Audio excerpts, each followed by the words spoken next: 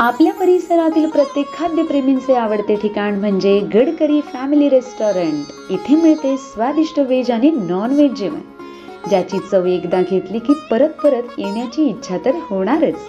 कारण येथील खास वैशिष्ट्य म्हणजे सिंधी पापड, पनीर अंगारा, व्हेज गडकरी तसेच नॉन व्हेज मध्ये चिकन तंदूर, चिकन थाली, सावजी मटण आणि बरंच काही।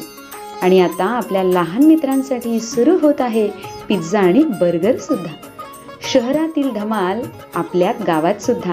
तर मग नक्की या आपल्या मित्रमंडळी तसेच कुटुंबासोबत व साजरे करा आनंदाचे क्षण।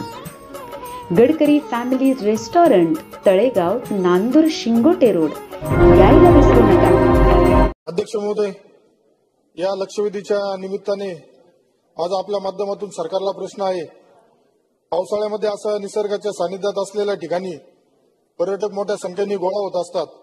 साधन सामुग्री अपूर्ण असणे, पर्यटन ठिकाणची कोणती वास्तू धोकादायक असल्यावर बोर्ड लावले जातात, परंतु त्या दृष्टीने सुरक्षा उपाययोजना केली जात नाही। इंद्रायणी येथील कुंडमाळा या ठिकाणी सुद्धा पर्यटकांना धोकादायक पुलावर चढू देण्यात मनाई का करण्यात आली नाही। तेथील प्रशासकीय व्यवस्था जर याला जबाबदार असेल तर संबंधित अधिकारी कर्मचारी यांच्यावर आजपर्यंत कारवाई झाली नाही। भविष्यात बऱ्याच पर्यटन स्थळं जे आहेत का तिथं असे अपघात रोखण्यासाठी कायमस्वरूपी काहीतरी उपाययोजना करणं अपेक्षित आहे। शासनाने जर या पुलासाठी गेल्या वर्षी निधी मंजूर केला होता, वर्क ऑर्डर निघायला 1.5 वर्षाचा कालावधी लागलाय। अशीच विकास कामे जर लाल फितीत अडकत राहिली तर विकास कामे कशी होणार, याला जे अधिकारी आहेत त्यांच्यावर काही कारवाई करणार का? अध्यक्ष महोदय, माझ्या संगमनेर मतदारसंघात मागील आर्थिक वर्षामध्ये पीडब्ल्यूडीची बरीच विकास कामं रखडत आहेत। शासन जर पैसा खर्च करणार आहे तर ठरलेल्या वेळेत कामं सुद्धा पूर्ण होणं अपेक्षित आहे। याला जबाबदार कोण?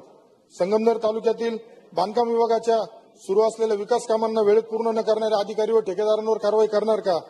अध्यक्ष महोदय, माझ्या संगमनेर मतदारसंघात पुणे नाशिक महामार्गावरील संगमनेर बुद्रुक व संगमनेर खुर्द या गावांना जोडणारा जुना पूल हा ब्रिटिशकालीन असून त्या पुलाचं स्ट्रक्चरल ऑडिट होणं सुद्धा गरजेचं आहे। त्या पुलाच्या शेजारी नवीन बांधण्यात आलेल्या पुलाचे लोखंडी गज दिसून येत आहे। या पुलाचे तसेच तालुक्यातील सर्व पुलांचे, राज्यातील सर्व पुलांचे स्ट्रक्चरल ऑडिट करून पुनर्बांधणी किती दिवसात करणार?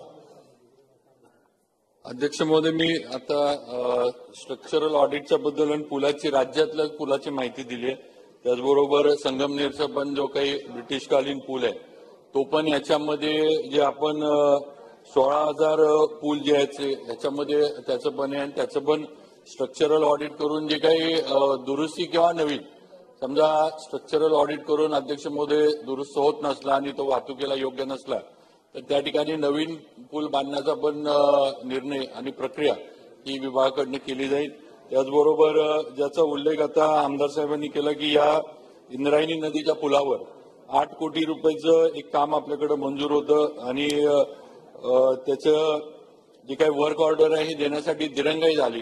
यात काही कारणं आहेत, काही दिरंगाईमध्ये थोडंफार विधानसभेची आचारसंहिता, त्याचबरोबर इंद्रायणी नदीच्या पात्रात ज्या ठिकाणी हा पूल उभा करायचा होता त्या ठिकाणी थोडंफार रांजण खळगे ज्याला आपण म्हणतो असा थोडा त्या पात्राचा प्रकार होता, त्यामुळे जरा त्या ठिकाणी डिझाईनचं आहे। पण तरी पण विभागाकडनं आपण, मी मगाशीच म्हणले की ही घटना गंभीर आहे, कारण 4 लोकांनी याच्यामध्ये आपले प्राण याच्यामध्ये गमावलेले आहेत।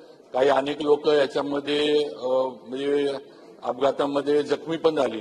तेव्हा आपण विभागाकडनं 3 सदस्यीय समिती एक सचिव स्तरावरची स्थापन केली आहे आणि ते या संपूर्ण दिरंगाई होण्याचं कारण काय आहे आणि कुणामुळे दिरंगाई झाली नेमकं याचे तर त्याचा एकदा रिपोर्ट आला 15 दिवसामध्ये आम्ही हा रिपोर्ट त्या समितीकडनं मागवलाय आणि तो आल्यानंतर जे कोणी दोषी अधिकारी असतील त्यांच्यावर कार्यवाही विभागाकडनं केली।